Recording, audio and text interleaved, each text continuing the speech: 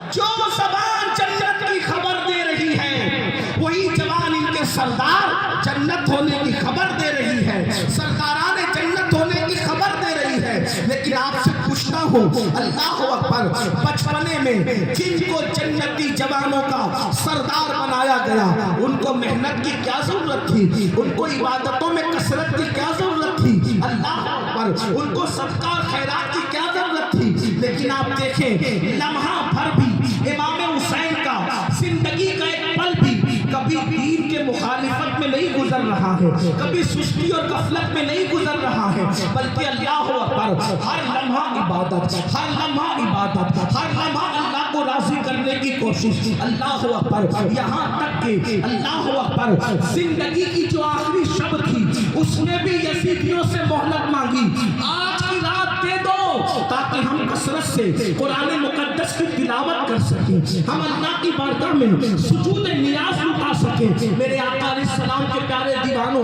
ہمیں امام حسین کے نام پر کپڑوں کے کلر کا نظر آتے ہیں، ہمیں امام حسین کے نام پر وہ سچا عشق کرنے کا انداز کیوں نظر نہیں آتا؟ آج کے بڑی معذرت کے ساتھ آج ہماری جنت کا کوئی ٹھکانہ نہیں، آج ہماری جنت کی کوئی اللہ اکبر گارنٹی نہیں ہے، کسی کے پاس جنت کی گارنٹی نہیں، اس کے باوجود بھی آج ہم بے فکر ہیں۔ کہتے مولانا قیامت میں جو ہوگا دیکھا جائے گا، کہتے مولانا قبر میں جو ہوگا دیکھا جائے گا۔ میرے بھائیو آؤ، سیدنا امام حسن بصری رضی اللہ تعالیٰ عنہ روایت فرماتے ہیں، امام حسن بصری فرماتے ہیں میں حج کو گیا، امام حسن بصری کہہ رہے ہیں میں حج کو گیا، جب میں حج کے لیے گیا تو میں نے کیا دیکھا؟ اللہ اکبر، کوئی بندہ ہے، امام حسن بصری کہتے ہیں میں حج کے لیے گیا تو میں نے دیکھا کوئی بندہ ہے اور وہ بندہ زمین سے ایسے چپکا ہوا ہے، زمین سے ایسے لگا ہوا ہے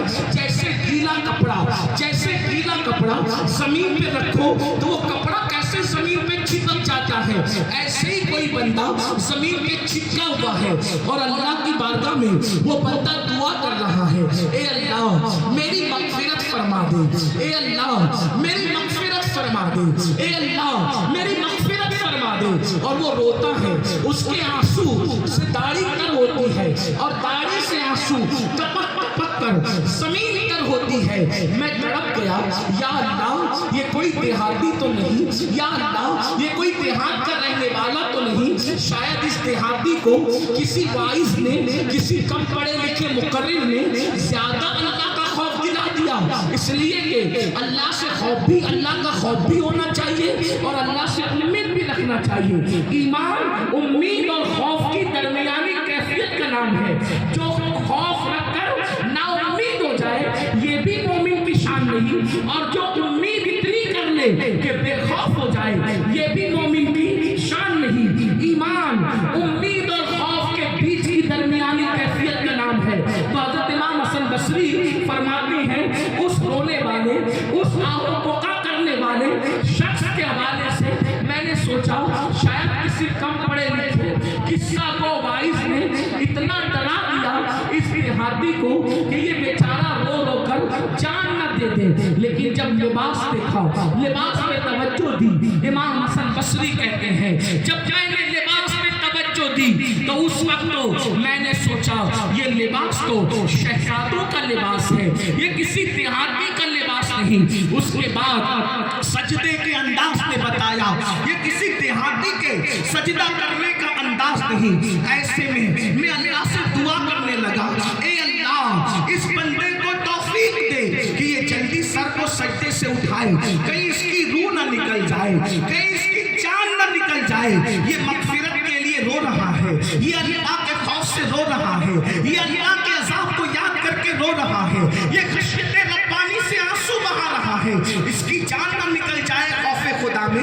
میں نے دعا کیا مولا اس کو توفیق دے کہ یہ سر سجدے سے اٹھائے تاکہ میں اس کو سمجھاؤں اللہ کے بندے اتنا نہیں روتے، اللہ سے امید بھی رکھتے ہیں۔ امام حسن بصری فرماتے ہیں لیکن جب اس شہزادے والا تبار نے سجدے سے سر کو اٹھایا، جب سر سجدے سے اٹھایا تو میں اس کی کیا اصلاح کرتا، میں اس کو کیا سمجھاتا؟ میری اصلاح ہو گئی کہ وہ زمین سے چمٹ کر اللہ کے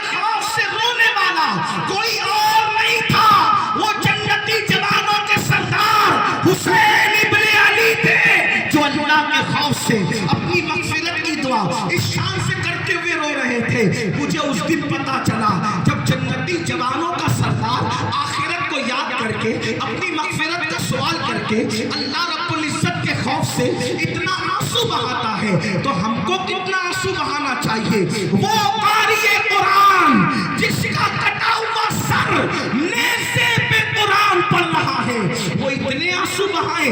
اب آپ مجھے بتاؤ اے ہزاروں کی تعداد میں ذکر اہل بیت سننے والوں, میں تم سے پوچھنا چاہتا ہوں, امام علی مقام سے محبت کا دعویٰ ہے.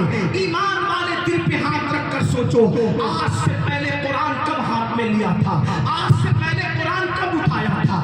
آج سے پہلے قرآن کی تلاوت کب کی تھی؟ اللہ اکبر. سالوں سال بیت جاتے ہیں, کبھی قرآن ہاتھ میں نہیں لیتے, کبھی قرآن کو ہاتھ میں نہیں اٹھاتے. بتاؤ کیا منہ دکھاؤ گے امام حسین کو؟ کیا منہ دکھاؤ گے حسین اعظم کے نانا کو؟ کیا منہ دکھاؤ گے اللہ رب العزت کو کہ مسلمان 3 گھنٹے فلمیں تو دیکھتا تھا, مسلمان گھنٹہ گھنٹہ سیریل تو دیکھتا تھا, مسلمان گھنٹوں گھنٹہ جو موبائل پر گیم تو کھیلتا تھا, مسلمان گھنٹوں گھنٹہ دوستوں کے ساتھ گپ شپ کرتا تھا, اس کو ٹائم نہیں تھا تو اللہ کے قرآن کی تلاوت کے لیے نہیں تھا. صوفیاء کرام فرماتے ہیں بہت سارے جوان تو ایسے ہیں جن کو قرآن پڑھنا نہیں آتا, انگلش سیکھی تاکہ نوکری ملے, توجہ کرنا, انگلش سیکھی تاکہ نوکری ملے, کالج میں گئے تاکہ اچھا رشتہ ملے, مستقبل سمجھ جائے,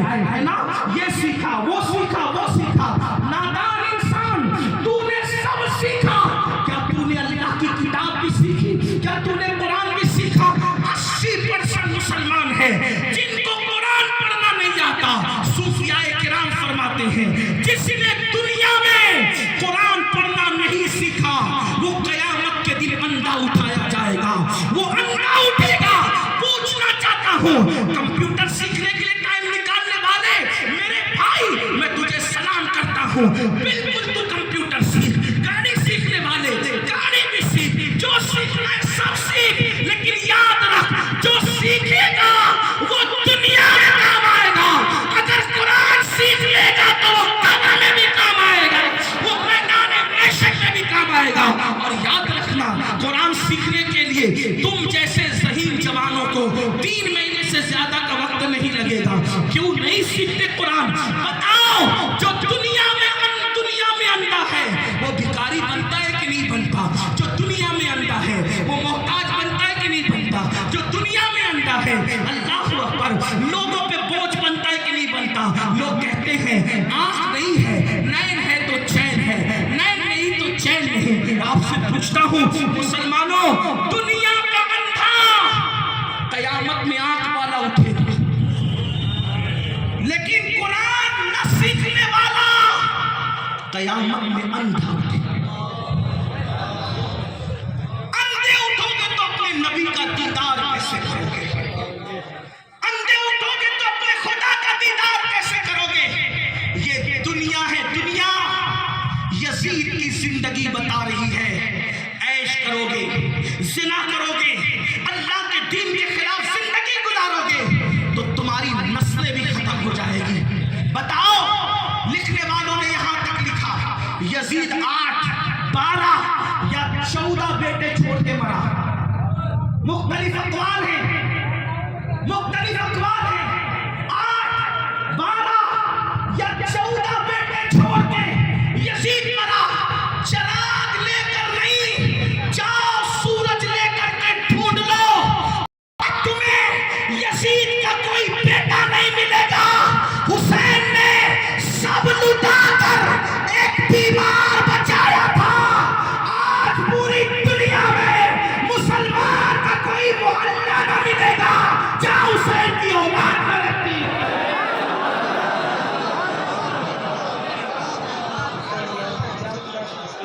یزید بادشاہ تھا, اس کے نام پہ کوئی محفل نہیں سجتی.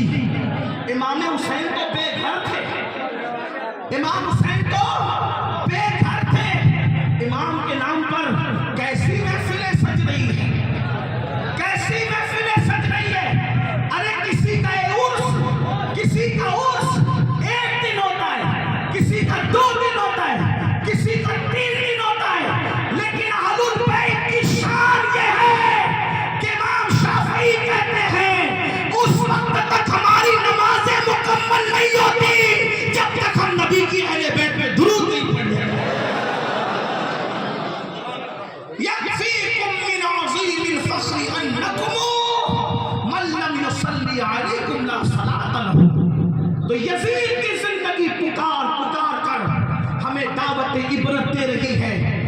قبروں کا نشان بھی مٹے گا، نسلیں بھی مٹے گی، اولاد بھی ختم ہوگی، عیش دنیا کا زیادہ دن تک نہیں ہے۔ میری قوم کے جوانوں، کب تک دنیا میں ڈوبے رہو گے؟ کب تک دنیا کے غلام بن کر رہو گے؟ کب تک دنیا میں ڈوب کر رہو گے؟ یہ دنیا بدترین ہے، یہ دنیا بے وفا ہے۔ اس دنیا نے کسی کے ساتھ وفا نہیں کیا میرے بھائی، جو اپنے ساتھ وفا کرے۔ یہ مال جس کے لیے نہ رات دیکھتے ہو، نہ دن دیکھتے ہو، نہ صبح دیکھتے ہو، نہ شام دیکھتے ہو، نہ سردی دیکھتے ہو، نہ گرمی دیکھتے ہو، کچھ نہیں دیکھتے، اس مال کے لیے رات دن محنت کرتے ہو۔ جس دن روح کا رشتہ جسم سے ٹوٹ جائے گا، یہ مال یہی چھوڑ کر جاؤ گے۔ بتاؤ لے جاؤ گے یہ مال؟ قرآن کہتا ہے لا تنس نصیبک من الدنیا، دنیا سے اپنے نصیب کا مت بھولو۔ میرے بھائیو، سوائے کفن کے اپنے ساتھ کچھ نہیں لے کر کے جاؤ گے۔ بتاؤ جب کفن کے سوا کچھ لے کر جانا نہیں ہے، اللہ اکبر، کفن کے سوا کچھ لے کر جانا نہیں ہے، تو اب آپ مجھے بتائیے پھر یہ کیسے کہہ دیتے ہو کہ مولانا نماز کا ٹائم نہیں ہے، مولانا داڑھی رکھوں گا تو کیسا لگوں گا؟ بتاؤ، بڑی معذرت کے ساتھ جملے سخت لگے تو معاف کرنا، کس کے ساتھ منافقت کر رہے ہو؟ کس کے ساتھ مکاری کر رہے ہو؟ کیا کہتے ہو؟ داڑھی رکھوں گا تو کیسا لگوں گا؟ میں کہتا ہوں جب عقیدہ یہ ہے کہ نبی سے بڑا خوبصورت نہ کوئی پیدا ہوا نہ ہو سکتا ہے، تو اب بتاؤ آپ یہ کیوں کہتے ہو کہ داڑھی رکھوں گا تو کیسا لگوں گا؟ جب آپ کو پتا ہے کہ سب سے خوبصورت رسول اللہ کی ذات ہے، تو ان کے چہرے پہ داڑھی تھی کہ نہیں تھی؟ تو داڑھی رکھنے والا اگر برا لگتا تو اللہ کبھی بھی محبوب کے چہرے پہ داڑھی نہ بھیجتا۔ پتا چلا داڑھی رکھنے والا برا نہیں لگتا ہے، بلکہ داڑھی نہ رکھنے والا جو یہود، نصارہ اور مشرکین کی شکل بناتا ہے وہ برا لگتا ہے۔ ورنہ میرے نبی کے چہرے پہ داڑھی تھی۔ بیان کرنے والوں نے حلیہ یوں بیان کیا ہے، میرے نبی کے چہرے پر خوبصورت کالی کالی سیاہ داڑھی اور وہ چمکتا ہوا چہرہ ایسے لگتا تھا جیسے آبنوشی رحل پر کسی نے سونے یا چاندی کا قرآن رکھ لیا ہو، ایسا خوبصورت لگتا تھا۔ اللہ اکبر، میرے امام اس کا نقشہ یوں کھینچتے ہیں، لگا بدرن فی الوجہ الاجمل، لگا بدرن فی الوجہ الاجمل، خط حالے ماں زلف عبر اجل، تونے چندن چندر و پرا کنڈل رحمت کی بھرن برسات۔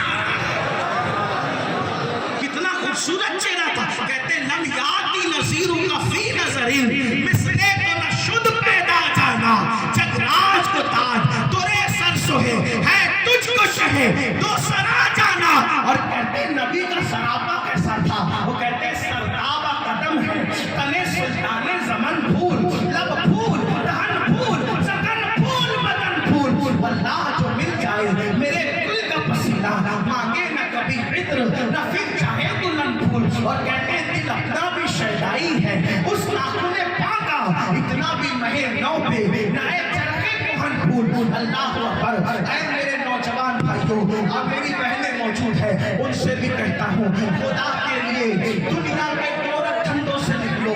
خدا کے لیے یہ دنیا مکار ہے، یہ دنیا فریبی ہے۔ امام کہتے ہیں شہد دکھائے، زہر پلائے، قاتل ڈائی، شوہر کش، اس مردار پہ کیا نلچایا۔ دنیا دیکھی بھالی ہے، جس دن روح کا رشتہ جسم سے ٹوٹ جائے گا، نہ مال اپنا ہوگا، نہ دکان اپنی ہوگی، نہ مکان اپنا ہوگا۔ یاد رکھنا مسلمانوں، جس نام کے لیے لڑتے ہو، میرا نام، میرا نام، میرا نام، کسی مفکر نے کہا تھا کہ مرنے کے بعد سب سے پہلے اگر کوئی چیز چھینی جاتی ہے تو اسے نام ہی کہتے ہیں۔ اے نام کے لیے لڑنے والوں، میرا نام نہیں لیا، میرے نام کا ذکر نہیں کیا، میرا نام نہیں آیا۔ ارے عبادتیں بھی نام کے لیے کرنے والوں، کام بھی نام کے لیے کرنے والوں، سنو، مرو گے سب سے پہلے نام چھینا جائے گا۔ لوگ امین القادری کے مرنے کے بعد یہ نہیں کہیں گے امین القادری کو اٹھاؤ، امین القادری کو لٹاؤ، امین القادری کو اٹھاؤ۔ کیا کہتے ہیں لوگ؟ میت کو اٹھاؤ، میت کو لٹاؤ، میت کو غسل دو، میت کو اٹھاؤ۔ اندازہ کریں اے انسان، تو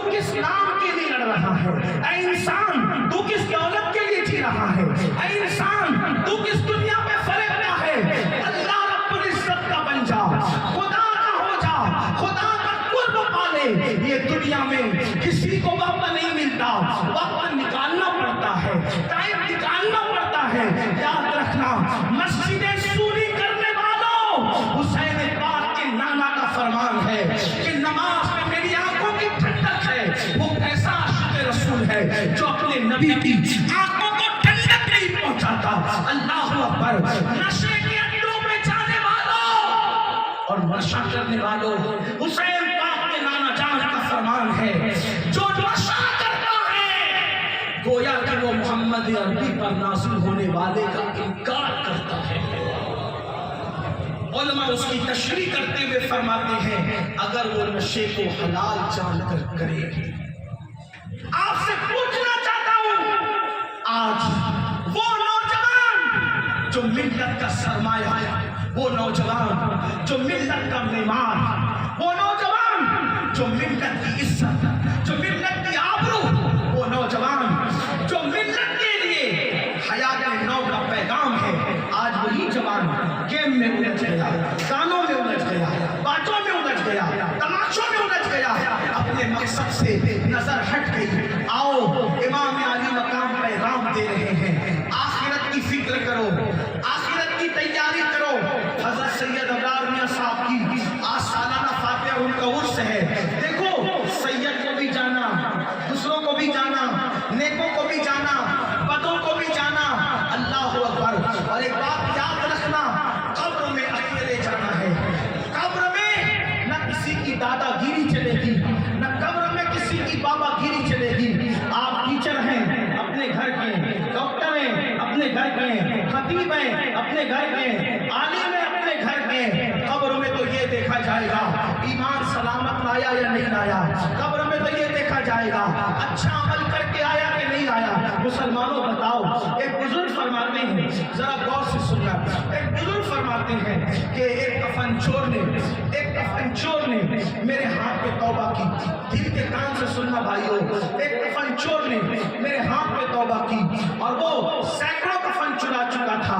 میں نے اس سے پوچھا، اے اللہ کے بندے، تو لوگوں کے کفن چراتا رہا، اب تو نے توبہ کر لی ہے، یہ بتا، میں تجھ سے پوچھنا چاہتا ہوں کہ کتنی قبروں میں تو نے مسلمانوں کے چہرے قبلے کی طرف دیکھے؟ توجہ سے سننا، کچھ یاد رہے نہ رہے، یہ بات یاد کرنے میں اپنی گفتگو پوری کرتا ہوں۔ توجہ فرمائیں، وہ بزرگ فرماتے ہیں جن کے ہاتھ میں کفن چور نے توبہ کی تھی کہ بیٹا بتا، جب تو لوگوں کے کفن چراتا تھا، تو کتنے لوگوں کے چہرے تو نے کعبے کی طرف دیکھے اور کتنے لوگوں کے چہرے تو نے قبر میں کعبے سے پھرے ہوئے دیکھے؟ مسلمانوں، بہت بڑی بڑی باتیں ہم کر چکے، ہم جنتی، ہم یہ، ہم وہ، بڑی معذرت کے ساتھ اللہ کے فیصلے ہماری مرضی کے مطابق نہیں ہوں گے، اللہ کے فیصلے اللہ کی مرضی کے مطابق ہوں گے۔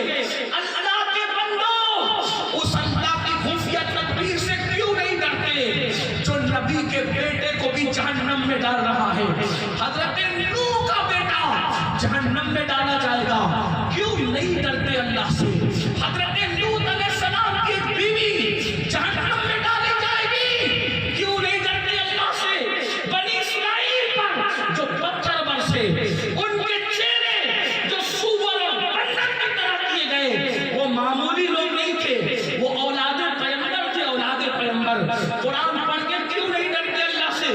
جب اللہ نبی کی اولادوں کے منہ جرائم کی وجہ سے راتوں رات سور اور بندر کی طرح کر سکتا ہے، تو اپنی کیا اوقات ہے؟ شراب پینے والوں، نشے کی دوائیں ہاتھ میں لینے سے پہلے تمہارے ہاتھ کیوں نہیں کانپتے؟ یہ سوچ کر کہ اگر وہ بنی اسرائیل کو سور اور بندر کی شکل دے سکتا ہے تو میرا کیا حال ہوگا؟